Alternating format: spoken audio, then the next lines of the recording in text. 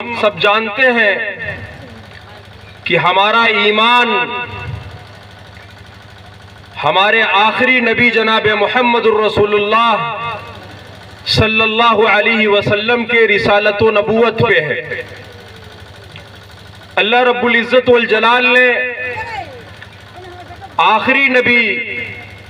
جناب محمد الرسول اللہ صلی اللہ علیہ وسلم کو جس ذمہ داری سے سرفراز فرمایا تھا وہ ذمہ داری بڑی عظیم تھی۔ یہی وجہ ہے کہ اللہ رب العزت والجلال نے آخری نبی جناب محمد الرسول اللہ صلی اللہ علیہ وسلم کی تربیت خود فرمائی۔ آپ کے سینے کو پاک اور صاف خود اللہ رب العزت والجلال نے کیا۔ آپ کا تزکیہ نفس عرش والے نے کیا۔ یہی وجہ ہے کہ قرآن کریم میں مختلف مقامات پر اللہ کے رسول جناب محمد الرسول اللہ صلی اللہ علیہ وسلم کا تذکرہ بڑے حسین انداز میں اللہ تعالیٰ نے فرمایا ہے۔ میں اس تفصیل میں نہیں جانا چاہتا، صرف یہ بتانا چاہتا ہوں کہ آج امت مسلمہ جس طریقے سے اپنے آخری پیارے نبی جناب محمد الرسول اللہ صلی اللہ علیہ وسلم کے نام پر اپنے جانوں کو قربان کرنے کا جذبہ رکھتی ہے، حقیقت میں یہی جذبہ محمد الرسول اللہ صلی اللہ علیہ وسلم کے لائے ہوئے پیغام کے ساتھ بھی ہونا چاہیے۔ آج ہم جانتے ہیں کہ ہمارے پیارے نبی صلی اللہ علیہ وسلم کی ولادت باسعادت، آپ کی پیدائش ربیع الاول کے مہینے میں ہوئی۔ ہم یہ جانتے ہیں کہ پیارے نبی جناب محمد الرسول اللہ صلی اللہ علیہ وسلم اس دنیا سے رخصت ہوئے، آپ کا انتقال ہوا اسی ربیع الاول کے مہینے میں، اور اس کے علاوہ بھی ربیع الاول کا مہینہ تاریخی اعتبار سے بڑی اہمیت کا حامل ہے، ہم اس کو جانتے ہیں۔ بلکہ بعض دفعہ ایسا ہوتا ہے کہ ہم اپنے دل کی تسکین کے لیے، ہم اپنے خواہشات کی تکمیل کے لیے اللہ کے رسول صلی اللہ علیہ وسلم کی آمد کا بڑا جوش و خروش سے استقبال کرتے ہیں، لیکن ہم یہ بھول جاتے ہیں کہ ہم جس نبی کی پیدائش پر، جس نبی کے آمد پر ہم اپنے گھروں کی صفائی کرتے ہیں، ہم اپنے مسجدوں کی صفائی کرتے ہیں، ہم اپنے محلوں میں جھنڈیاں لگاتے ہیں، ہم اپنے بازاروں کو لائٹوں سے سجاتے ہیں، وہیں ہم اس نبی کی تعلیمات کے آمد سے کافی دور ہوتے ہیں۔ ہم یہ تو جانتے ہیں کہ نبی صلی اللہ علیہ وسلم کی آمد کب ہوئی، لیکن ہم یہ نہیں جانتے کہ آپ صلی اللہ علیہ وسلم کس پیغام کو لے کر آئے، کس رسالت کو لے کے آئے۔ در حقیقت امت مسلمہ کو اس باریکی کو جاننا چاہیے، سمجھنا چاہیے۔ جیسا کہ ابھی آپ نے مولانا صدر عالم صاحب سے سنا کہ اللہ جل شانہ نے قرآن کریم کے ذریعے اس امت کو بڑی رفعت و بلندی عطا فرمائی ہے۔ اس قرآن کے ذریعے اللہ تعالیٰ نے امت مسلمہ کو پورے دنیا میں ممتاز کیا ہے، اور یہی وہ کتاب ہے جس کتاب کو عرب کے سرزمین کے جاہلوں نے اپنے گلے سے لگایا تو اللہ تعالیٰ نے سب سے اعلیٰ و عرفہ مقام عطا فرمایا، اور جن لوگوں نے اس کتاب سے، کتاب مقدس قرآن کریم سے دوری اختیار کی، اللہ تعالیٰ نے ایسے لوگوں کو ذلیل و خوار کیا۔ پیارے نبی کے زبان میں ان اللہ یرفع بہذا الکتاب اقواما ویضع بہ آخرین، جن کے رشتے اس کتاب مقدس سے جڑے اللہ نے ان کو اوج ثریا پر پہنچایا، اور جن لوگوں نے دوری اختیار کی ان کو ذلیل و خوار اور رسوا کیا۔ آج امت مسلمہ پورے دنیا میں اسی ذلت و خواری سے گزر رہی ہے۔ اگر ان کے اوپر مظالم کے پہاڑ توڑے جا رہے ہیں، اگر وہ ذلت و پستی کے دلدل میں پھنسے ہوئے ہیں، تو یقین جانے وہ محمد کو اپنا نبی مانتے ہیں صلی اللہ علیہ وسلم، لیکن محمد کی نہیں مانتے ہیں۔ جو رسالت، جو نبوت اور جو پیغام اللہ جل شانہ نے پیارے نبی کے قلب اطہر پر، اس کے سینے پہ نازل کیا تھا، آج ہم اس پیغام سے کوسوں دور ہیں۔ یہی حال ہے کہ یہی وجہ ہے کہ ہماری مسجدیں ویران ہیں، اور اگر مسجدیں بھری ہیں تو کتاب و سنت کی تعلیمات سے خالی ہے۔ آج میں مختصر طور پر اس اجلاس عام کے ذریعے اس پیغام کو گھر گھر تک پہنچانا چاہتا ہوں کہ ہمیں اپنے اندر بیداری پیدا کرنی ہوگی، ہمیں اپنے ضمیروں کو جگانا ہوگا، ہمیں اپنے اندر ایک ایسا ولولہ اور جذبہ پیدا ہوگا جس کے ذریعے ہم اپنے سماج میں انقلاب برپا کر سکیں، جس کے ذریعے ہم اپنے سماج کی اصلاح کر سکیں۔ آج کے اس پروگرام میں نوجوان مرد و خواتین کی بڑی تعداد موجود ہے۔ علماء جانتے ہیں کہ ہر قوم کی سب سے بڑی سرمایہ یہی نوجوان ہوتے ہیں۔ اگر ان نوجوانوں کے اندر سے ان جذبات کو کھینچ لیا جائے، ختم کر دیا جائے، تو یہ قوم مردہ ہو جاتی ہے۔ اس لیے سب سے بڑی ذمہ داری ان نوجوانوں پر عائد ہوتی ہے کہ وہ نوجوان اپنے سماج کی اصلاح کے لیے جناب محمد رسول اللہ صلی اللہ علیہ وسلم کی تعلیمات کو اس روئے زمین پر یا اس بستی پر یا بستی کے گھر گھر تک پہنچانے کے اس پیغام کی ذمہ داری ہمارے یہ نوجوان نے، جس ذمہ داری کو پیارے نبی صلی اللہ علیہ وسلم نے غار حرا سے شروع کیا تھا۔ کیا ہم پیارے نبی صلی اللہ علیہ وسلم کے سیرت کو پڑھتے ہیں لیکن ہم اس کو عملی زندگی میں اتارنے کی کوشش نہیں کرتے ہیں؟ آپ کے سامنے میں نے قرآن کریم کی جو آیت کریمہ رکھی ہے، اس آیت کریمہ کے اندر اللہ تعالیٰ یہی ارشاد فرماتا ہے، اللہ تعالیٰ بندوں تک یہ پیغام پہنچانا چاہتا ہے کہ سن لو، تمہارے لیے تمہارے نبی کی زندگی میں اسوہ موجود ہے، تمہاری نبی تمہارے لیے نمونہ ہے، آئیڈیل ہے۔ ایسا نہیں ہے کہ زندگی کے کسی ایک شعبے میں، زندگی کے کسی ایک میدان میں نہیں، بلکہ زندگی کے تمام شعبوں میں اللہ رب العزت والجلال نے پوری دنیا والوں کے لیے اور امت مسلمہ کے لیے بالخصوص نبی آخر الزمان سید الثقلین امام الانبیاء جناب محمد الرسول اللہ صلی اللہ علیہ وسلم کے زندگی کو اسوہ اور نمونہ بنا کے پیش کیا ہے۔ اسی لیے ضرورت اس بات کی ہے کہ پیارے نبی کے سیرت کو پڑھا جائے، پیارے نبی صلی اللہ علیہ وسلم کے زندگی کو پڑھا جائے، جس نبوت کی زندگی کا آغاز غار حرا کے اندر لفظ اقرا سے شروع ہو کر پیارے نبی صلی اللہ علیہ وسلم کے آخری کلمات جب آپ اس دنیا سے رخصت ہو رہے تھے، اللہم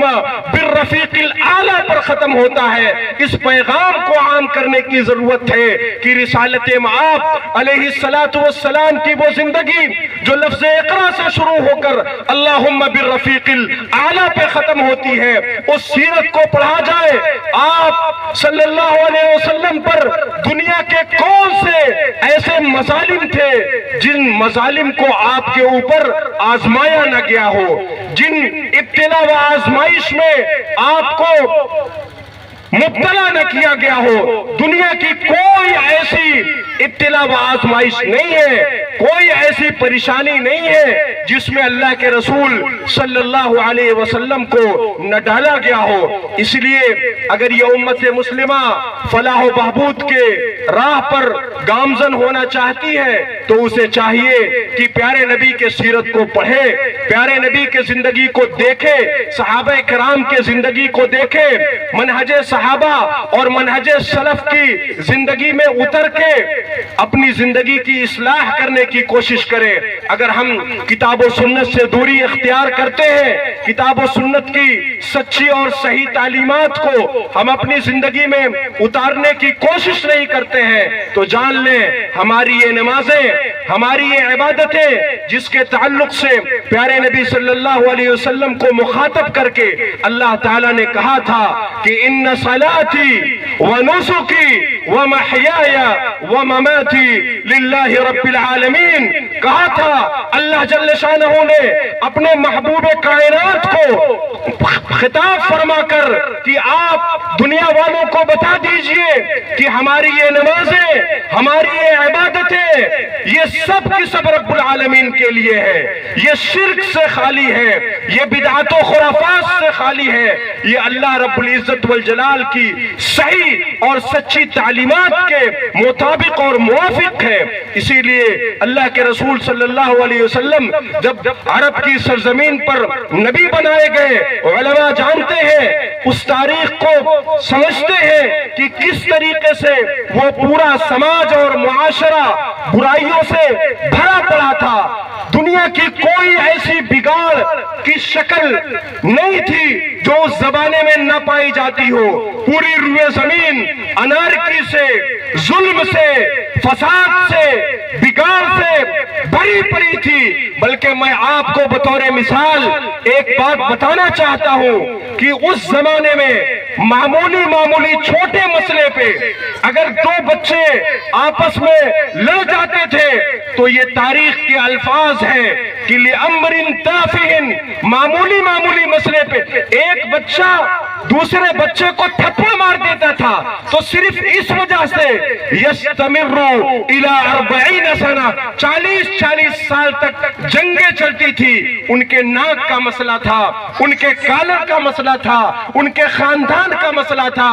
اس قدر جہالت تھی اس زمانے میں۔ لیکن یہ قرآن کا انقلاب تھا، محمد الرسول اللہ صلی اللہ علیہ وسلم کی تعلیمات کا نتیجہ تھا کہ وہ لوگ جو روئے زمین پر سب سے گندے لوگ تھے، سب سے برے لوگ تھے، اپنے زمانے کے چور، لٹیرے، ڈاکو تھے، تاریخ ہمیں یہ بتاتی ہے۔ لیکن اسی قرآن کی تعلیمات کے بدولت دنیا کے سب سے عظیم شخصیت بن کے ابھرے، جن کا ذکر اللہ تعالیٰ قرآن کریم میں مختلف مقامات پر بڑے حسین انداز سے کرتا ہے۔ میرے بھائیوں، اس تاریخ کو پڑھنے کی ضرورت ہے، ان تاریخی حوالوں کو سنجیدگی کے ساتھ اپنے زندگی میں اتار کر اپنا احتساب کرنے کی ضرورت ہے۔ اس کے بغیر کوئی قوم ترقی نہیں کر سکتی ہے۔ اس سے بڑا ظلم یا اس سے بڑی سفاکیت کیا ہو سکتی ہے کہ اس زمانے میں زمین کے سینے کو چیر کر زندہ بچیوں کو درگور کر دیا جاتا تھا۔ جس ماں نے اپنے کوکھ سے بچی کو جنا ہو، جس باپ کے نطفے سے یہ بچی پیدا ہوئی، اسی بچی کو وہ باپ زمین کے سینے کو چیر کر اپنے نگاہوں کے سامنے بلکتا ہوا، سسکتا ہوا، روتا ہوا زمین میں دفن کر دیتا تھا۔ مسند احمد کی روایت ہے، بعض روایتوں سے پتا چلتا ہے کہ اس زمانے میں ایک آدمی تھا جو اپنی بچی کو تیار کر کے یہ دلاسا دے کے گھر سے نکالا کہ چلو میں تمہیں گھمانے لے کے جا رہا ہوں، تمہارے خالہ کہاں لے کے جا رہا ہوں، تمہارے رشتہ دار کہاں لے کے جا رہا ہوں۔ وہ باپ اس بچی کو گھر سے لے کے نکلتا ہے، صحرا میں جا کر اس کے نگاہوں کے سامنے گڈھا کھولتا ہے، زمین کے سینے کو چیرتا ہے۔ وہ بچی اپنے باپ کے سامنے اپنے نگاہوں سے دیکھتی ہے، لیکن وہ صفاق دل باپ اس بچی کو اس زمین میں زندہ درگور کر دیتا ہے، وہ دفنا کر اس زندہ بچی کے اوپر مٹی ڈال دیتا ہے۔ تاریخی حوالے سے حدیث کی کتابوں سے معلوم چلتا ہے کہ وہ آدمی کہتا ہے پیارے نبی صلی اللہ علیہ وسلم کے پاس آ کر کہ اللہ کے رسول صلی اللہ علیہ وسلم، زمانے جاہلیت میں نے بڑے بڑے گناہ کے کام کیے ہیں، ان بڑے گناہوں میں سے ایک گناہ یہ تھا کہ میں نے اپنے بچی کو زمین کے اندر اندر زندہ دفن کر دیا، اور جب میں دفن کر رہا تھا تو اس بچی کے زبان سے جو الفاظ نکلے وہ آج بھی میرے دل و دماغ میں اسی طریقے سے تازہ ہے۔ وہ بچی کہتی تھی کہ ابا جان آپ کس جرم کی پاداش میں مجھے دفن کر کے جا رہے ہیں؟ میرے بھائیوں، زمانے جاہلیت کے وہ ادوار تھے جس کا نقشہ اللہ نے قرآن میں اس انداز سے کھینچا ہے کہ قیامت کا دن ہوگا، محشر کے میدان میں اللہ کی عدالت لگی ہوئی ہوگی، اللہ تعالیٰ پوچھے گا وَإِذَا الْمَوْعُودَةُ سُئِلَتْ بِأَيِّ ذَنبٍ قُتِلَتْ، بروز قیامت پوچھے گا اللہ کہ ان بچیوں کو زندہ دفن کس جرم کے پاداش میں کیا گیا ہے۔ میرے بھائیوں، اس زمانے میں جہاں اتنی غلاظتیں تھیں، اتنی برائیاں تھیں، اسی قرآن نے انقلاب برپا کیا، اسی نبی کائنات نے انقلاب برپا کیا۔ آج ہمارا سماج اس زمانے سے کافی بہتر ہے۔ کیوں ہم اپنے سماج کی اصلاح نہیں کر سکتے؟ یقیناً ہوگا، بس ضرورت اس بات کی ہے کہ ہم اپنے ضمیر کو جگائیں، ضرورت اس بات کی ہے کہ ہم اپنے رشتے کو مساجد سے جوڑیں، ضرورت اس بات کی ہے کہ ہم اپنے تعلقات کو مدارس سے جوڑیں، ضرورت اس بات کی ہے کہ ہمارا رشتہ علماء سے، طلباء سے جڑے، ضرورت اس بات کی ہے کہ ہم اپنے مردہ دلوں کو جگائیں، ضرورت اس بات کی ہے کہ ہم اپنے سماج کے ان نوجوانوں کو اکٹھا کریں اور ان کو بتائیں کہ اس زمانے میں ایک صحابی ان ایران کے حکمراں کے دربار میں اس انداز سے اور اس قوت اور اس جرأت کے ساتھ جاتا تھا کہ دنیا کی کوئی طاقت اسے زیر نہیں کر سکتی تھی، اور جب اس سے پوچھا جاتا تھا کہ دنیا میں تمہارے آنے کا مقصد کیا ہے تو وہ کہتا تھا کہ لنخرج العباد من عبادت العباد الى عبادت رب العباد ومن جور الادیان الى عدل الاسلام۔ ہم دنیا میں اس لیے آئے ہیں تاکہ انسانیت کو ظلمت سے، تاریکی سے، بگاڑ سے، فساد سے نکال کر اللہ رب العالمین کے عدل کے نظام کے طرف لے کے جائیں، اور تمام دھرموں کے ظلم سے نکال کر اسلام کے نظام عدل کے چھاؤں میں تم کو کھڑا کر دے۔ یہی مشن تھا، یہی وجہ ہے کہ اس زمانے میں جتنے لوگ تھے جن کی پرورش و پرداخت اور جن کی نگہبانی، جن کے عقیدے کی سچائی پیارے نبی صلی اللہ علیہ وسلم نے اپنے ہاتھوں سے کی تھی، ان صحابہ کرام کی فہرست بڑی لمبی ہے میرے بھائیوں۔ اگر آپ ان کو بانٹتے ہیں اور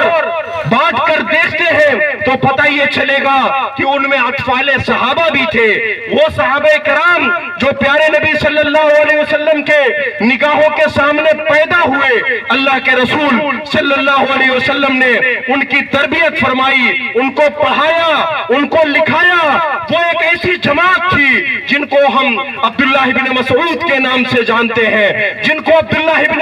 عمر کے نام سے جانتے ہیں، جن کو حسنین کریمین کے نام سے جانتے ہیں، جن کو عبید اللہ اور عبداللہ بن عباس کے نام سے جانتے ہیں۔ یہ وہ لوگ تھے جو اپنے زمانے کے چھوٹے چھوٹے بچے تھے، پیارے نبی صلی اللہ علیہ وسلم نے ان کو اس طریقے سے سجایا تھا، اس طریقے سے پڑھایا تھا، ان پھولوں کو اتنا سنبھال کے رکھا تھا کہ یقین جانے اپنے زمانے کے بڑے بڑے اسٹار تھے۔ عبداللہ ابن عباس کے یہ دو بچے، عبداللہ و عبید اللہ، اللہ کی قسم ہے پیارے نبی صلی اللہ علیہ وسلم کے یہ وہ چہتے تھے کہ ایک بھائی عبداللہ ابن عباس مکے اور مدینے کے لوگوں کو علم سے سیراب کرتا تھا، اور دوسرا بھائی فائنینشیلی، اقتصادی، اکنامک اعتبار سے اتنا مضبوط تھا کہ لوگوں کے پیٹوں کو روٹیوں سے بھرتا تھا۔ یہ وہ صحابہ کرام تھے میرے بھائیوں۔ ہم زیادہ اپنی بات کو طول نہ دیتے ہوئے صرف اور صرف یہی کہوں گا کہ محمد الرسول اللہ کے سیرت کو ہم پڑھیں، ان کی زندگی کو جانے، اور جب ہمارا یہ دل سخت ہو جائے تو ہم پیارے نبی صلی اللہ علیہ وسلم کو باپ ہونے کی حیثیت سے دیکھیں کہ اللہ کے رسول کن کے باپ تھے۔ اللہ کے رسول سیدہ فاطمہ الزہرا کے باپ تھے۔ اللہ کے رسول کن کے باپ تھے؟ رقیہ کے باپ تھے، ام کلثوم اور زینب کے والد محترم تھے۔ اگر آپ کو دیکھنا ہے تو پیارے نبی صلی اللہ علیہ وسلم کو ایک باپ ہونے کے ناطے حدیث کی کتابوں میں اس انداز سے دیکھیں۔ اگر آپ کو ایک اچھا شوہر بننا ہے تو یقین جانیں آپ مائی خدیجہ الکبریٰ، مائی عائشہ صدیقہ، مائی ام سلمہ، مائی زینب بنت جہش، آپ ان کے شوہر آمنہ کے لال جناب محمد رسول اللہ صلی اللہ علیہ وسلم کے سیرت کو ایک اچھے شوہر ہونے کے ناطے آپ دیکھیں، آپ پڑھیں اور مائی اور حضرت فاطمہ رضی اللہ تعالی عنہا سے پوچھیں آپ نے کیا کہا تھا اپنے باپ کے بارے میں کہ یہ وہ باپ جو بیٹی سے اتنا محبت کرتا تھا۔ سیرت کی کتاب یہ بتاتی ہے کہ کبھی ایسا نہیں ہوتا تھا کہ یہ فاطمہ الزہرا جس نام سے یہ ادارہ قائم ہے کہ وہ فاطمہ الزہرا جب نبی کائنات علیہ السلام کے گھر تشریف لاتی تھی یا اللہ کے رسول جناب محمد رسول اللہ صلی اللہ علیہ وسلم سیدہ فاطمہ الزہرا اور حضرت علی مرتضیٰ کے گھر تشریف لاتے تھے تو آپ ان کے سر پہ بوسہ دے کر آپ ان کا استقبال کیا کرتے تھے۔ یہ فاطمہ الزہرا اپنے باپ کا حال بیان کرتی ہیں اور کہتی ہیں کہ میرے وہ ابا جان جب اس دنیا سے رخصت ہوئے تو ہم نے بہت بڑے بڑے مظالم سہے۔ حضرت فاطمہ جو جنتی خواتین کی سردار ہیں آپ کہتی ہیں کہ اللہ کی قسم میری ان نگاہوں نے ان ظلم و ستم کو دیکھا ہے کہ آج لوگ اس کو برداشت نہیں کر سکتے ہیں۔ یہی وہ فاطمہ الزہرا تھی جب نبی کائنات علیہ السلام خانے کعبے کے اندر نماز پڑھ رہے تھے تو ظالموں نے اونٹ کی اوجڑی کو آپ کے پیٹھ مبارک پر رکھ دیا تھا۔ حضرت فاطمہ نے جب اپنے باپ کو اس حالت میں دیکھا تھا تو آپ بلک رہی تھی، رو رہی تھی۔ یہ فاطمہ الزہرا کہتی ہے کہ اللہ کے رسول صلی اللہ علیہ وسلم جب اس دنیا سے رخصت ہو رہے تھے، جب آپ انتقال فرما رہے تھے تو حضرت فاطمہ الزہرا نے کیا کہا تھا؟ کہا تھا کہ صبت علی مصائب لو انہا صبت علی الایام سرن لیالہا۔ یہ فاطمہ اپنے باپ جناب محمد رسول اللہ صلی اللہ علیہ وسلم کو موت کی اس پریشانی میں دیکھا تھا، اس دنیا سے رخصت ہوتے ہوئے دیکھا تھا تو حضرت فاطمہ نے کہا تھا کہ میرے اوپر ظلم کے اتنے پہاڑ ٹوٹے ہیں، میرے والد کے اس دنیا سے رخصت ہو جانے پر ہمارا دل اتنا زیادہ زخمی ہے، میں اتنا زیادہ پریشان ہوں کہ اگر اس پریشانی کو کسی دن پہ رکھا جائے تو یہ دن رات اور سیاہ میں تبدیل ہو جائے۔ میرے محترم بھائیوں، خواتین، مائیں اور بہنوں، میں سبوں سے یہی کہتا ہوں کہ سیرت رسول کو اپنے زندگی میں نافذ کرنے کی کوشش کریے، پیارے نبی صلی اللہ علیہ وسلم کے سیرت کو پڑھیے، اپنے زندگی کو بدلنے کی کوشش کریے، اپنے سماج اور معاشرے کو برائیوں سے پاک صاف کریے۔ اللہ تعالیٰ سے دعا ہے رب العالمین ہم تمام لوگوں کی حاضری کو قبول فرما لے، ہماری حاضری کو اللہ تعالیٰ بروز قیامت ذخیر آخرت بنا دے، اور جو لوگ بھی دینی اور ایمانی جذبے سے یہاں شریک ہوئے ہیں اللہ رب العزت والجلال ان سب کے اخلاص کو، ان سب کے عمل اور نیتوں کو قبول فرما لے اور ان کو ذخیر آخرت بنا دے۔ اقول قولی ھذا استغفر اللہ لی ولکم ولسائر المؤمنین من کل ذنب وصلی اللہ علی نبینا محمد۔